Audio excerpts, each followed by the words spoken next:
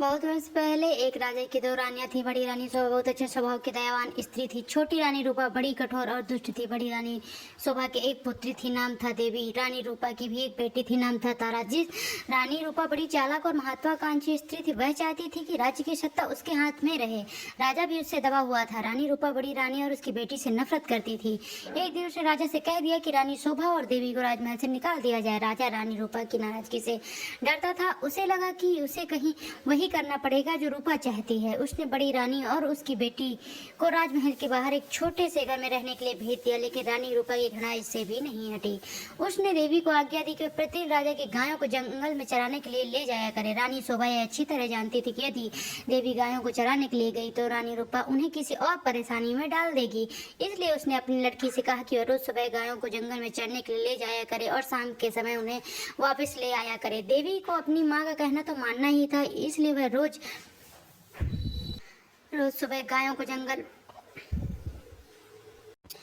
जंगल में ले जाती। एक शाम जब वह जंगल से घर लौट रही थी तो उसे अपने पीछे एक धीमी सी आवाज सुनाई दी। देवी, देवी, क्या तुम मुझसे विवाह करोगी?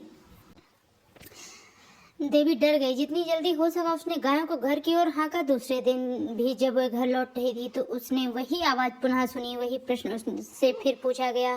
रात को देवी ने अपनी माँ को उस आवाज के बारे में कहा। माँ सारी रात इस बात पर विचार करती रही। सुबह तक उसने निश्चय कर लिया कि क्या किया जाना चाहिए।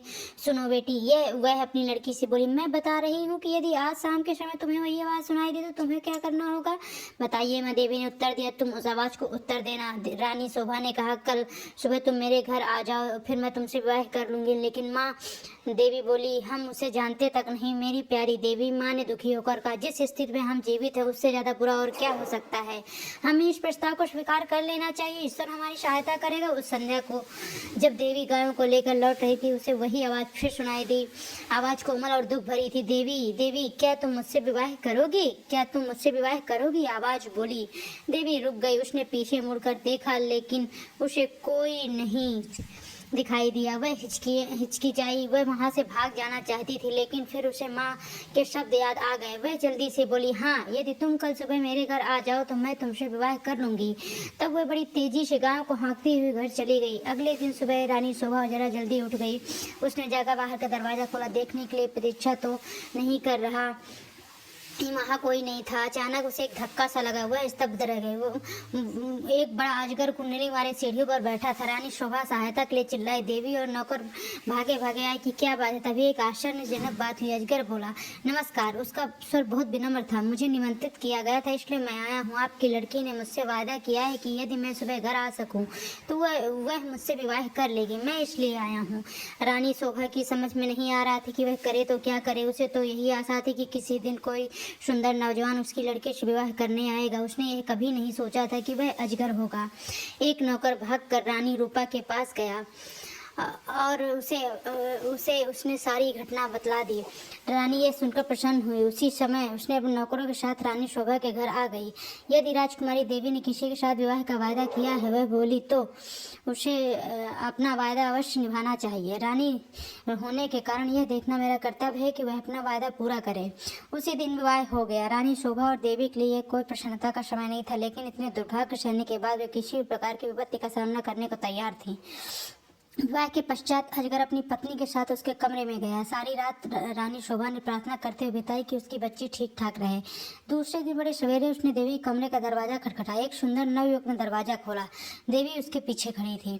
मैं आपको यह कह नहीं सकता कि मेरी जान बचाने के लिए मैं आपको और देवी का कितना आभारी हूँ, वह नवयुवक बोला। मैं एक सांप के कारण अजगर बन गया था। एक वन देवता मुझसे क्रुद्ध थे और उन्होंने मुझे अजगर बना दिया। बाद में उन्हें अपनी करनी पर दुख हुआ। तब उन्होंने कहा कि यदि कोई राजकुमारी मुझसे विवाह कर लेगी तो मैं फिर से मनुष्य बन जाऊंगा। और अब देवी ने मुझसे विवाह कर लिया है। मेरा सांप उतर गया है। अब मैं फिर कभी अजगर नहीं बनूंगा। रानी शोभा बहुत प्रसन्न हुई। वह अपनी लड़की और दामाद को राजा से मिलाने के लिए ले गई। वह बड़ी विचित्र घटना थी। चारों ओर से लोग इस विचित्र नवयुवक को देखने राजमहल में आने लगे। सभी उत्सुक थे सिवाय रानी रूपा के। रानी रूपा बहुत गुस्से में थी। उसने जल्लाते और खींचते हुए आपको कमरे में बंद कर लिया। देवी का भाग उससे देखा नहीं जा रहा था। वह चाहती थी कि उसकी बेटी तारा भी ऐसी भाग्यशाली बने। आखिरकार उसे एक युक्ति सूझी। उसने अपनी झपकी को बुलाया।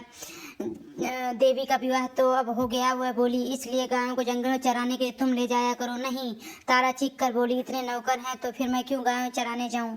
ये मेरी आज्ञा है। रानी कुछ होकर बोली, एक बात और भी सुनो, यदि जंगल में कोई तुमसे विवाह का प्रस्ताव करे तो तत्काल कह देना कि तुम विवाह के लिए राजी हो। यदि वह अगले दिन सुबह हमारे घर आ जाए।